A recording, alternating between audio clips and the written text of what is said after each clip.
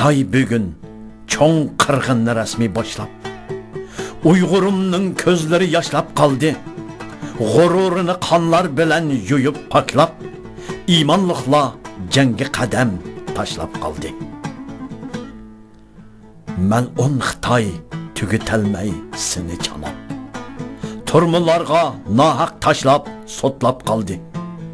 İmanыңni, vicdanыңni yurgin axlab, sende faqat dodil qasam kamlab qoldi. Bu vahshilik, yovuzlikni dunyo anglab, manfaatlar g'olib keldi, to'xtab qoldi. Yurivergin o'z yo'lingga haqni yo'qlab, fursat bizni manzillarga boshlab qoldi. Qandaq davlat qurish kerak? Abduri Abduvali Ayub. Bu asar 2018-yili yozilgan. Qandaq davlat qurish haqida o'ylanish hidoyatdir. Hidoyat degan to'g'ri yo'l demakdir. To'g'ri yo'l ro'shan ko'rsatilsa, mangdiganlarning chiqadiganligi muqarrardir. Kishilarni o'rtaq nishonga qarab ilgirlashga sabab bo'ldig'ini, yo'lning va manzilning aniq, ro'shan, oshkora, farqli fikrdagi kishilar va taraflarning orzusiga uyg'un bo'lishidir. Mustaqillik, muhojiratni bir nishonga qarab ketayotgan kishilarning qizg'inligini, ishonchini, jasoratini urg'utadigan muhim omillarning muhimi. Siyosatda siyosiy manzil qancha aniq, qancha ommaviy, jalbkor va alqishliq bo'lsa, qanchalik keng ijtimoiy asosga ega bo'lsa, kishilarning intilishimi shuncha ashudir. Hamda bundaq alqishliq manzil shuncha ko'p kuchning hozirgi reallikdan halqigan o'rtaq nishon qarab ilgirlashiga turtki bo'ladi. Uyg'urning davosi tegi tahdidin Uyg'urlar va Sharqiy Turkistonda yashayotgan boshqa millatlarning huquq davosidir. Bu huquq kishilik huquq, millatlik huquqi va egilik huquq qatorliq taraflarda konkretlashidir. Kishilik huquq har bir Uyg'urning bir inson bo'lish sifati bilan bahramand bo'ladigan huquqi bo'lib, bu qaysi dinga ishonish, qaysi tilda so'zlash, qaysi joyda yashash, qanday kasb bilan shug'ullanish qatorliq xalqaro kishilik huquq kitobnomasida ko'rsatilgan 30 modellik huquqni ko'rsatadi. Navbatda dunyoning ko'ngil bilayotgani Uyg'urlar mahrum qilayotgan kishilik huquq masalasi. Muhojiratdagi Uyg'urlarning talab qilayotgani Uyg'urlarning kishilik huquqini kapolatga ega qiladigan o'z taqdirini o'zi belgilash huquqidir. Mana bu Uyg'urlarning millatlik huquqidir. Kishilik huquqni bir shaxs bo'lish uchun kerakli huquqlar desak, millatlik huquqni bir millat bo'lib mavjud bo'lish, taraqqiy qilish uchun lozimli huquq deymiz.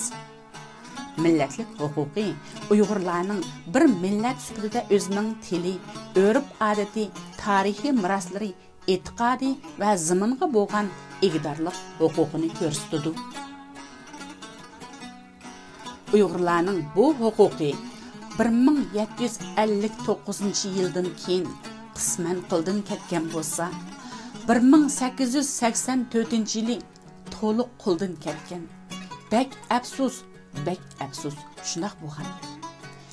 Ammo kurash to'xtamagan. Kurash to'xtamadi.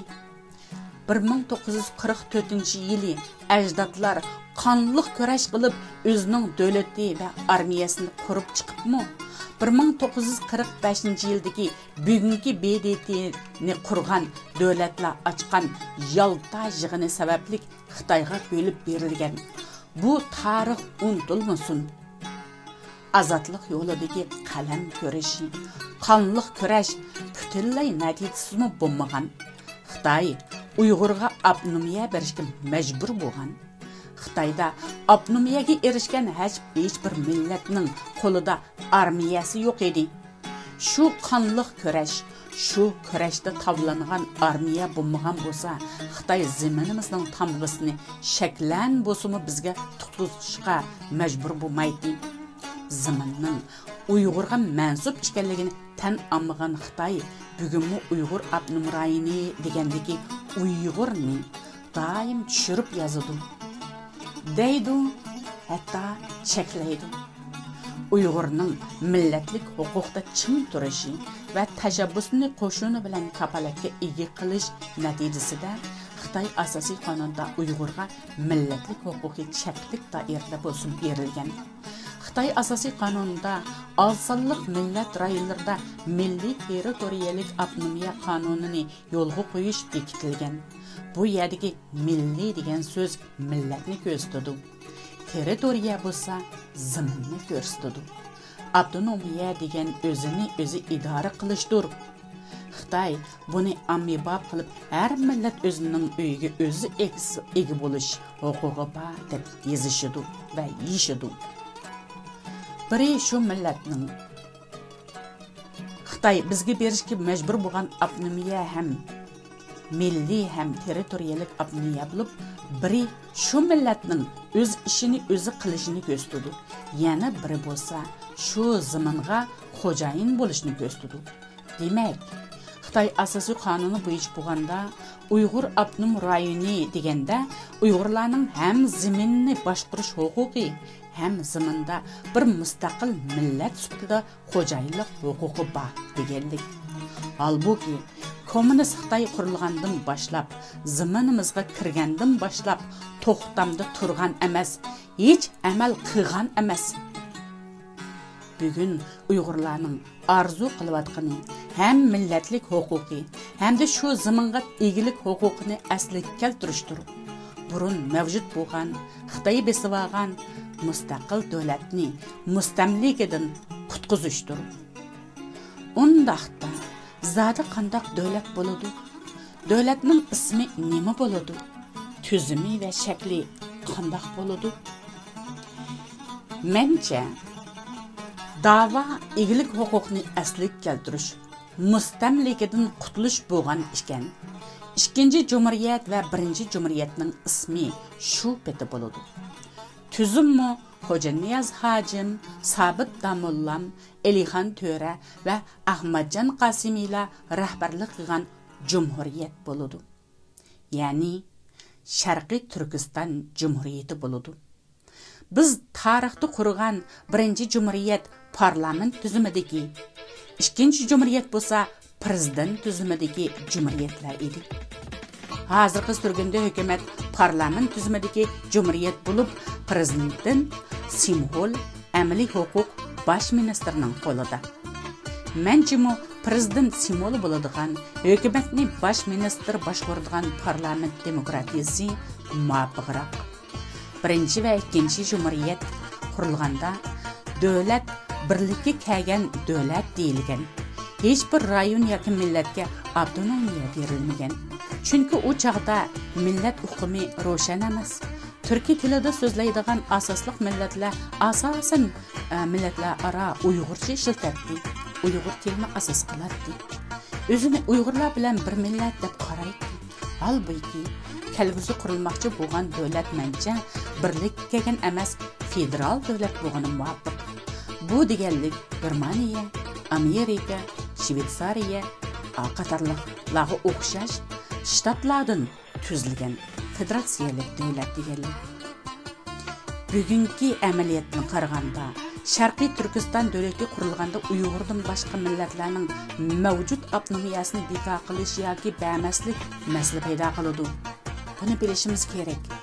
Chunki Xitoy Uyg'urga avtonomiya berishga majbur bo'lishdan burunla Sharqiy Turkistondagi Qozoq, Qirg'iz, Mo'ng'ul, Tungan, Tajik, Shiva qatorliq millatlarga avtonomiya bergan. Bu holat davomlashganga bu yil 63 yil bo'ldi. Sharqiy Turkistonda davlat qurish amalga oshganda bular amaldan qoldirilsa, tugumas ziddiyatning urug'i chechiladi. Davlat qurilganda millatlar Xitoy davrida erishgan huquqiga erishamasa, uningdan texmi kengroq imtiyozga erishalmasa, to'qinish kelib chiqadi. Inson azaldan berilmaganni talashmagan bilan berib bo'lib tatib olganni baq qattiq talashadi. Qurilmoqchi bo'lgan davlat Kompartiya bəgənni tatib elish emas, bəmegənni berish, bəgənni teximi köp berish bilan kishilarning qalbini mayil qilishi, qoyil qilishi kerak. Mencha kelgusi davlatning birligi kelgan davlat bo'lmasdan millatlarning va farqli jamoatlarning avtonomiyasiga yo'l qo'ygan federal davlat bo'lishining yana bir sababi muhojiratda tashkilotlarning da'vo maqsadlari va xalqning orzusining ko'p xil bo'lishidir.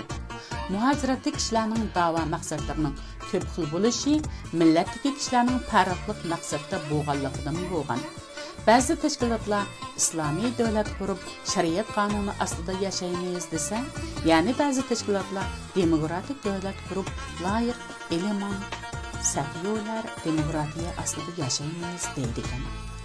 Mencha qandaq siyosiy tuzumga yashashni har qaysi shaharlar, millatlar o'zi qaror qilsa tamamen bo'ladi. Masalan, Manas xalqi xalifalik qurib yashaymiz desa mayli, davlatga qurolli qarshi chiqmay, zaminni bo'lmay, boshqalarga qilich shiltamay, qo'l shiltamay, shu shahar xalqining tanlashi bo'yicha shundoq yashasin. Agar har qanday shaharning, viloyatning xalqi Sharqiy Turkistonning sabit tomonlamdan qolgan asosiy qonunni emas, Qur'onni qonun qilib yashashni tanlasa, Manasda qilsa tamamen bo'ladi. Menchi kelgusida har qaysi fikrdagilarga xalq qabul qilgan bir rayonda bir xalifalik, amirlik yoki shundaqroq bir shar'iy hokimiyatni qurib chiqishga fursat berishmi kerak.